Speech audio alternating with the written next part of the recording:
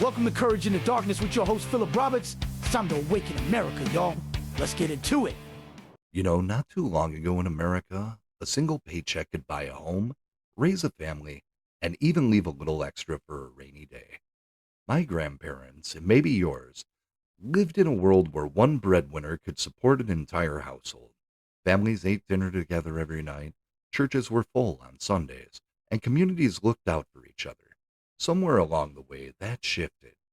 Two hard-working adults often feel like they're running on a treadmill that keeps speeding up, barely scraping by while juggling bills, kids, and a mountain of stress. It's not just about numbers on a paycheck. It's about what we value as a culture and what we've quietly given up without realizing the cost. This isn't a blame game episode. I'm not here to pit men against women or dismiss the incredible contributions of women in the workplace, but we need to have an honest conversation about why the American dream now seems out of reach for so many families and what that says about where we are as a nation. Tonight, I'm going to pull back the curtain on how we got here. From the economic shocks and cultural shifts that turned two incomes into a necessity, to the pressure this places on parents, children, and faith life. We'll also talk about what can be done, not through outrage or despair, but through practical steps, renewed priorities, and a faith centered perspective. Let's dig in and look honestly at how the two income trap took hold of America and what it's really costing us. The shift didn't happen overnight. It started in a post World War II boom. The 1950s and early 60s were a time when one income could cover a mortgage, food, and a family vacation. There was a cultural expectation that a stable job and a bit of discipline could build a future. A single breadwinner, typically the father, could provide for his family with dignity. The mother stayed home, raised the children, managed the household, and was the backbone of family stability. By the 1970s, cracks were forming. Inflation started to climb. The cost of housing and education crept up faster than wages. Factories closed or moved overseas, gutting the communities. American manufacturing was the backbone of the middle class, and it was being shipped to China and Mexico, where the labor was cheap and regulations were minimal. At the same time, there was a cultural push for more consumer spending, bigger homes, nicer cars, and more stuff to signal success. Here's where it gets interesting. As more women entered the workforce, not just for fulfillment, but out of necessity, family finances began to adjust. Two incomes felt like a blessing at first. Families could afford more, save more, and provide extras their parents never had. But the market adjusted too. Sellers, landlords, and banks realized families had twice the money, so prices rose accordingly. What was once a choice became a requirement. Over time, two incomes became the new baseline just to stay afloat. Thinking about housing, a three-bedroom home in the suburbs that once cost a single teacher's salary now required two professionals working full-time.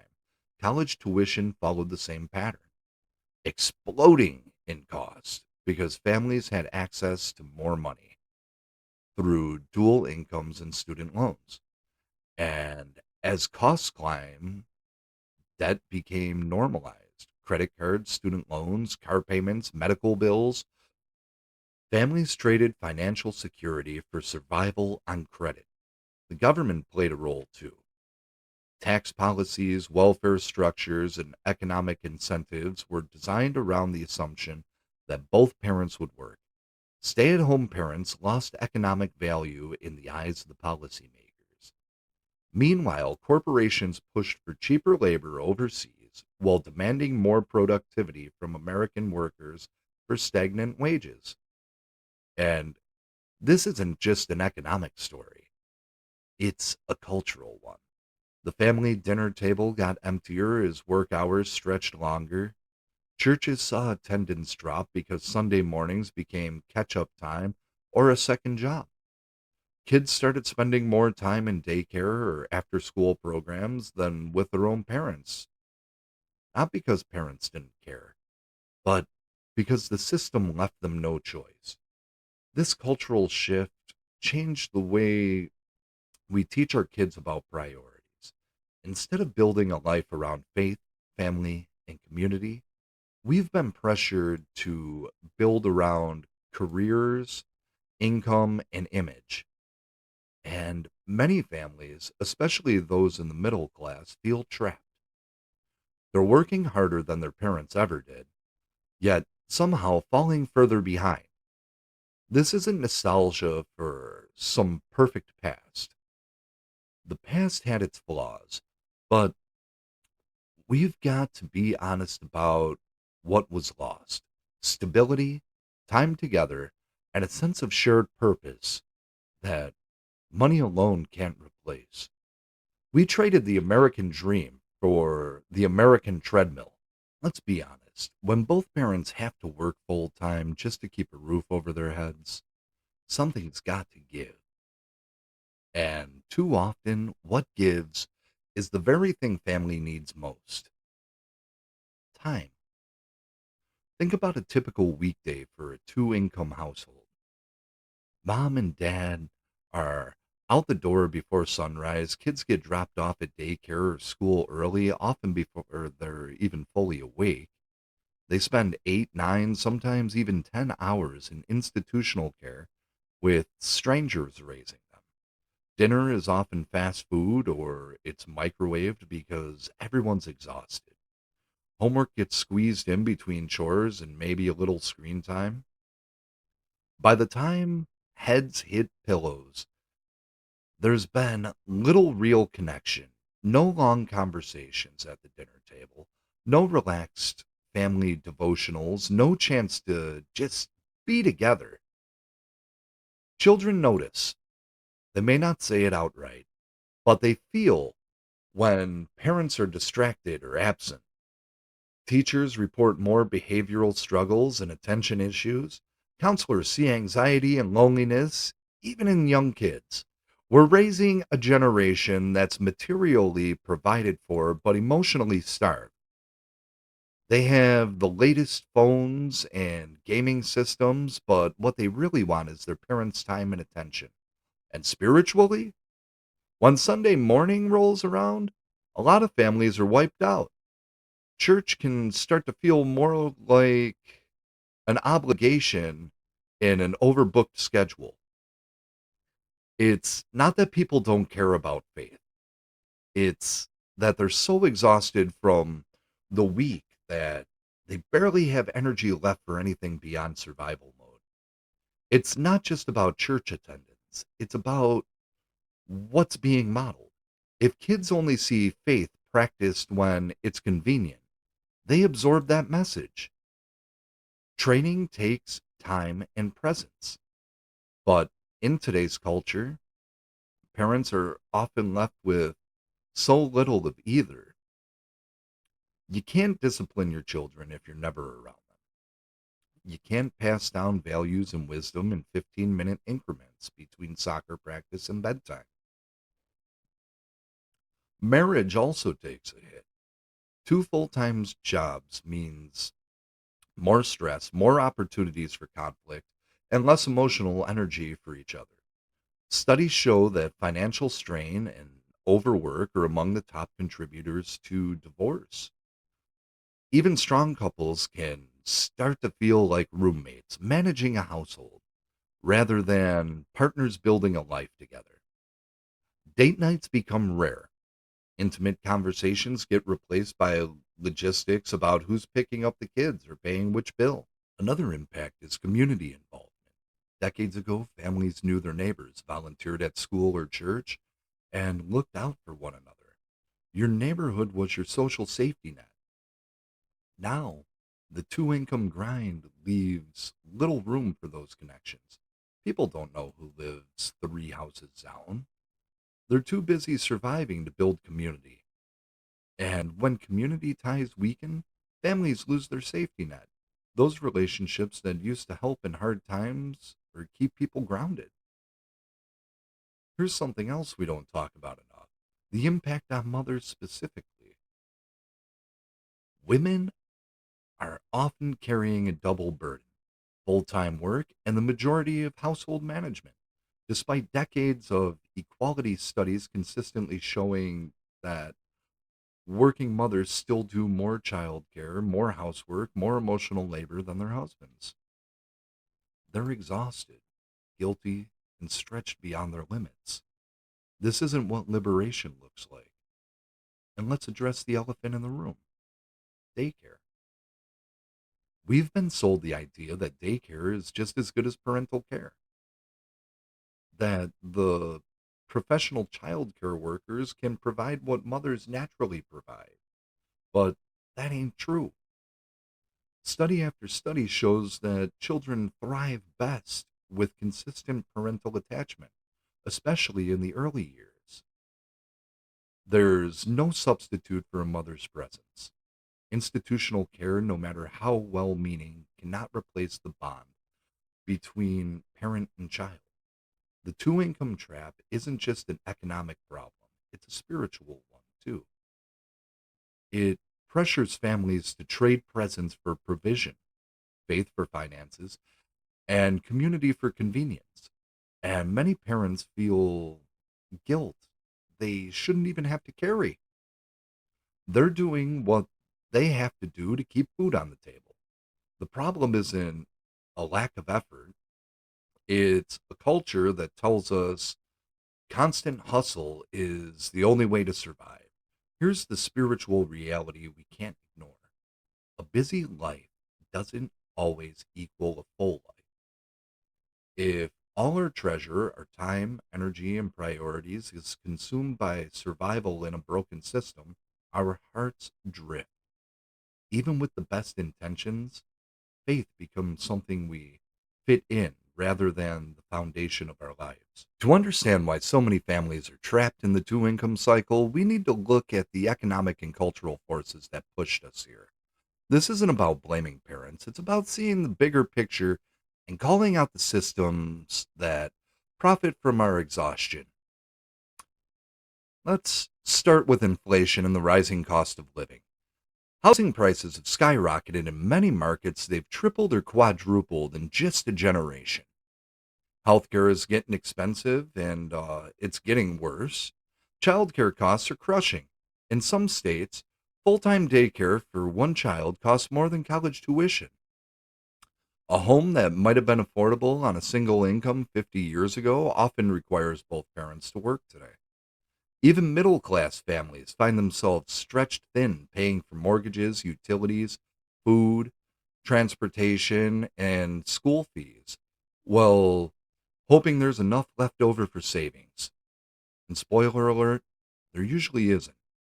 Inflation doesn't just raise costs, it compounds stress. When every year feels like a battle to keep up, families make decisions not because they want to, but because they have no other choice. They sacrifice time together to survive financially, and it's not just low income families. Millions of households that once could manage on one income, now feel trapped, overworked, and overwhelmed. But here's what really drives me crazy is that wages haven't kept pace with inflation. Corporate profits are at record highs, CEO compensation has exploded, yet the average American worker's wages have barely budged in real terms over the past 40 years.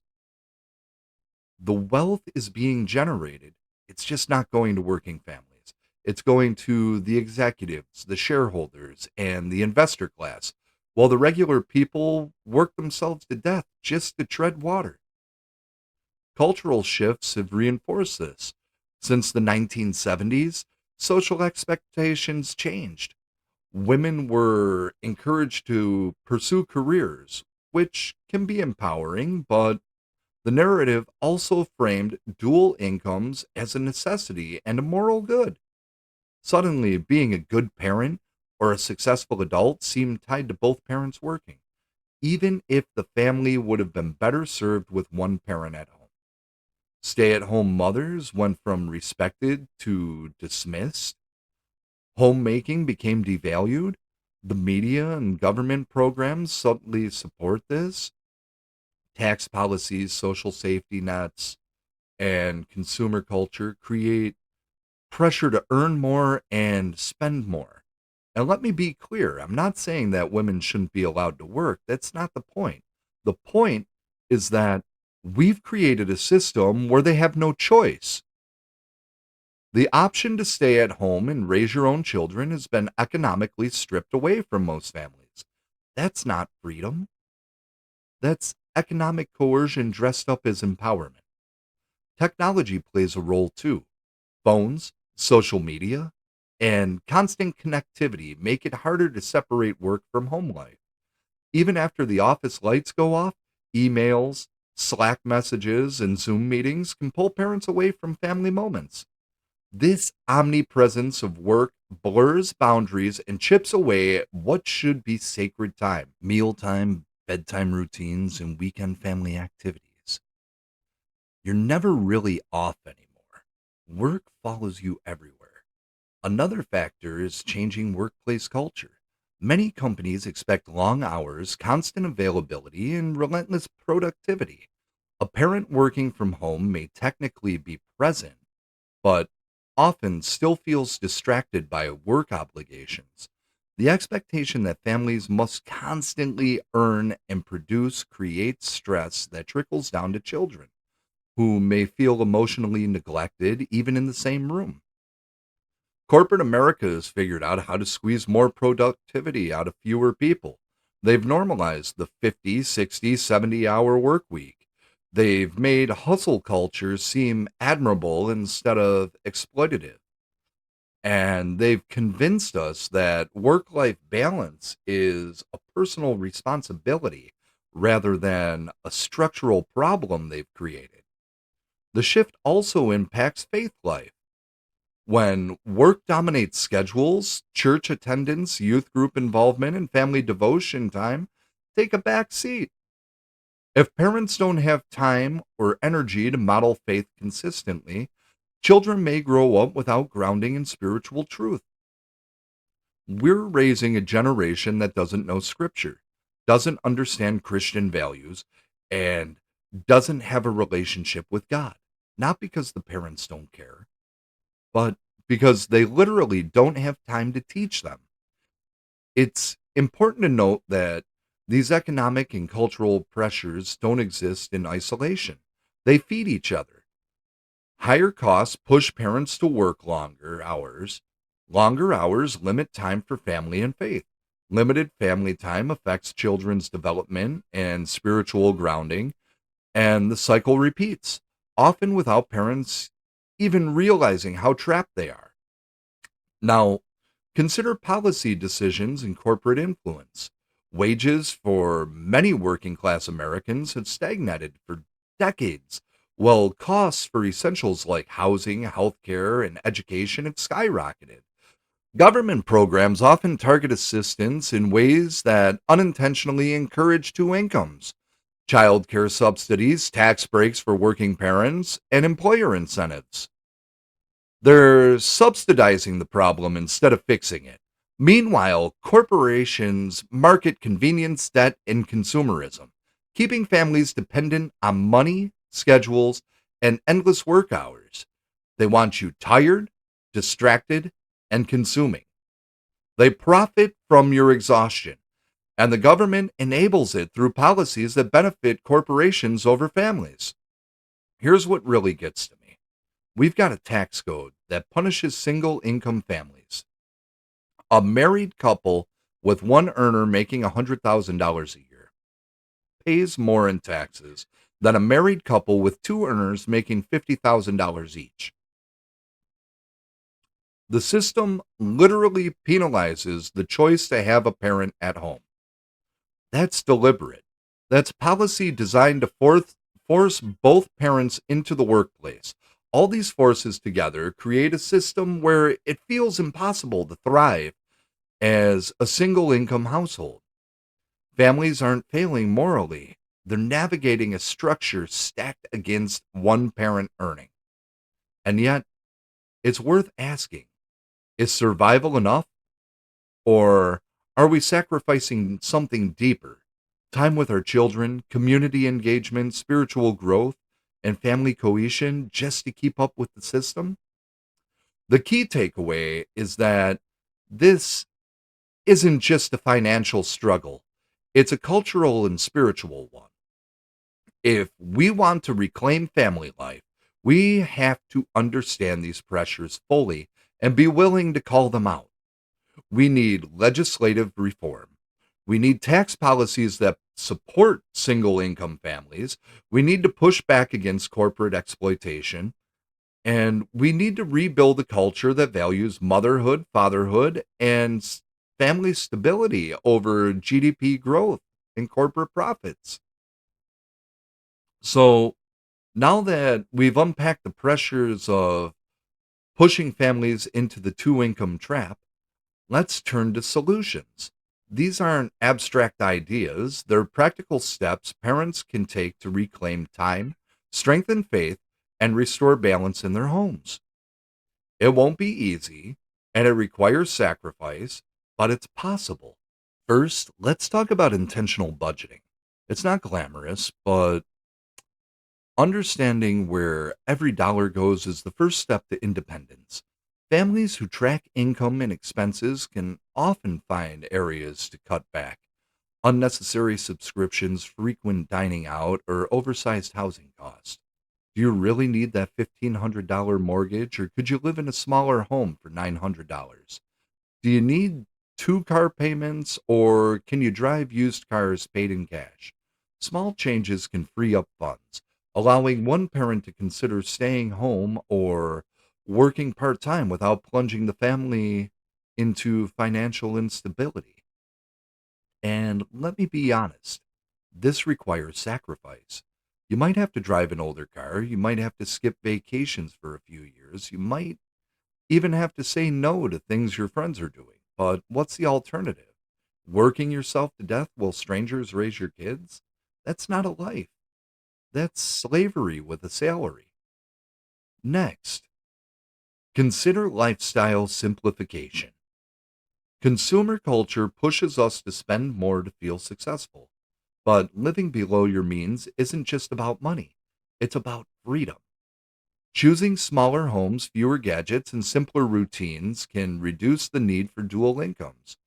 It's a conscious shift away from materialism toward family centered living. This is countercultural. Your neighbors might judge you, your coworkers might not understand. Social media will make you feel like you're failing because you're not posting vacation photos or showing off new purchases. Ignore it. Those people are slaves to debt and image. You're building something real. Work life balance is critical. For parents who must work, boundaries matter. Setting clear start and end times, turning off devices during family meals, and protecting weekends for shared activities can prevent work from dominating home life. Even small gestures, reading a bedtime story, attending a soccer game, or simply having dinner together, strengthen bonds and model faith and values for children. If you're working for an employer who demands constant availability, you need to have a hard conversation. Set boundaries, say no. If they won't respect your family time, find another job. I know that's easier said than done, but your children's souls are worth more than any paycheck. Faith centered living is another cornerstone. When work schedules consume life, intentional carving out time for prayer, scripture study, and church involvement anchors the family spiritually. That inheritance isn't only financial, it's moral guidance, faith, and resilience. Teaching children these principles daily ensures the next generation is equipped to make wise choices, regardless of economic pressure. Make Sunday sacred again. protect it. Don't let sports leagues or work obligations steal that day from your family and from God. Church isn't optional. Family devotions aren't optional. These are foundations that keep your household grounded when everything else is chaos. Community support can't be underestimated. Families who invest in church groups, neighborhood networks, or mutual aid organizations often discover ways to reduce costs, share responsibilities, and create social and spiritual connections that work alone can't provide. You don't have to navigate this alone. A strong community can offer both practical help and moral encouragement. Find other families who share your values. Build relationships with people who support your choices instead of undermining them. Trade childcare, share meals, help each other out. This is how communities used to function, and it's how we need to function again. Another key step is evaluating career paths strategically. Sometimes a career that pays more but requires long hours isn't the best choice for a family's well-being. Parents can explore opportunities that offer flexibility, remote work, or shorter commutes. Options that may reduce income slightly but increases quality time and reduces stress. Consider entrepreneurship or side businesses that allow more flexibility. Maybe one parent can work part time or run a business from home. Maybe you can find ways to generate income that don't require sacrificing your family life. This takes creativity and effort, but it's worth exploring. Adopting a long term mindset is essential. It may take several years to transition to a single income household or a more balanced schedule, but setting goals, saving strategically, and planning for the future creates options rather than feeling trapped. Every small step counts towards reclaiming freedom and preserving a family's spiritual and emotional health. Pay off debt aggressively. Every dollar you owe is a chain keeping you in the system.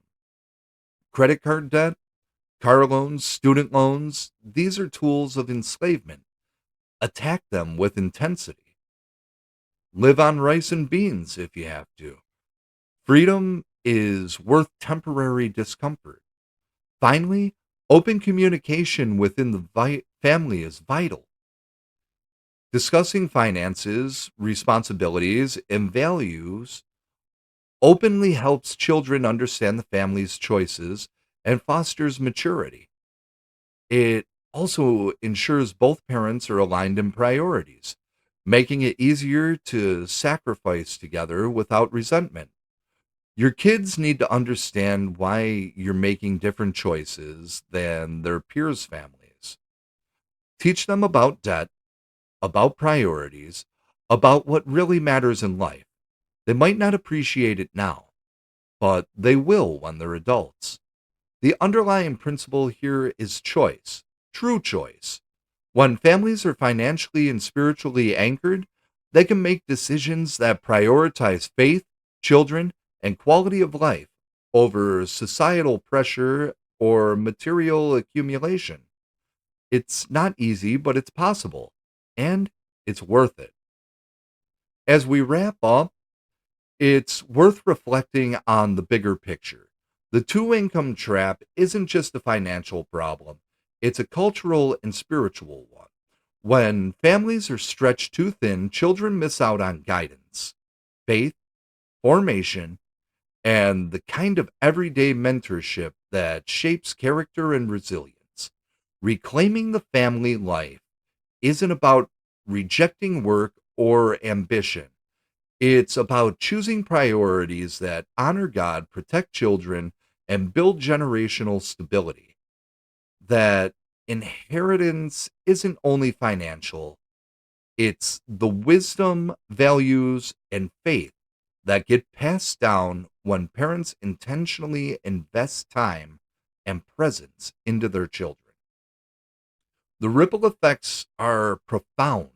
Children who grow up in households with strong parental presence are more likely to succeed academically, socially, and spiritually. They learn work ethic, compassion, and faith firsthand.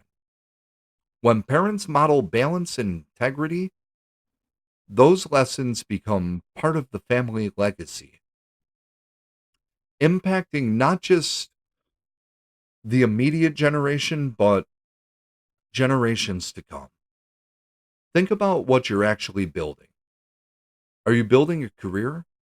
Are you building a retirement account?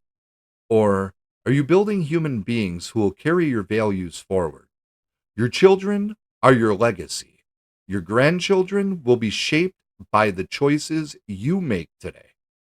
What you invest in them, time, wisdom, faith, will echo through generations. Choosing family over convenience requires courage. It may mean downsizing, changing careers, or setting firm boundaries at work. It may mean saying no to societal pressures that equate worth with income or possessions. But the rewards, stronger relationships, deeper faith, and healthier children far outweigh the sacrifices. Cultural shifts take time, but every family that makes intentional choices to prioritize children, faith, and quality of life pushes back against the societal currents that undervalue home, virtue, and moral responsibility. These choices become a quiet form of activism, living by example in a world that often celebrates the opposite. You're not just making decisions for your household, you're making a statement about what matters. You're demonstrating to your community, your church, and your children that family is worth protecting, that faith is worth prioritizing, and that the rat race isn't worth winning if you lose your soul in the process. Finally, remember that these decisions aren't made in isolation. Church communities, trusted mentors, and supportive networks all help sustain families as they navigate financial and societal pressures. Seek guidance, share experiences, and celebrate small victories along the way. The long term impact is clear. When families reclaim their time, focus on faith, and invest deeply in their children, they leave an inheritance that extends far beyond money. They leave a legacy of strength, wisdom, and moral grounding. That's the true power of intentional family life. That's the kind of legacy that honors God and prepares the next generation to thrive spiritually, emotionally, and culturally. Let's commit to living courageously, prioritizing our families, and walking in faith. This isn't just about surviving the pressures of modern life. It's about thriving and leaving a lasting positive mark on our children, our communities, and our country. I want to leave you with one verse that captures everything we've discussed today. Proverbs 13:22 says, "A good man leaves an inheritance to his children's children." That inheritance isn't just about money. It's not about how big your house is or how much is in your 401k. It's about legacy, stability, faith, and wisdom passed down through generations. It's about raising children who know God, who understand sacrifice, who value family over possessions, and who will carry those values forward to their own children. The two income trap has stolen that from millions of American families, but it doesn't have to steal it from yours. You have choices. They're hard choices, and they'll require sacrifice, but they're worth it. Your children are worth it. Your marriage is worth it. Your faith is worth it. Share this episode with someone who needs to hear it. Talk about these issues with your spouse, your church, your community, and make the intentional choice to prioritize what actually matters. If you found this episode helpful, please share it, like it, and subscribe so you don't miss out on future conversations. And if you found value in what I'm doing or want to support this work, consider becoming a member on Patreon at Courage in the Darkness, where you can find even more content. Thank you for listening, and I'll see you in the next episode. God bless.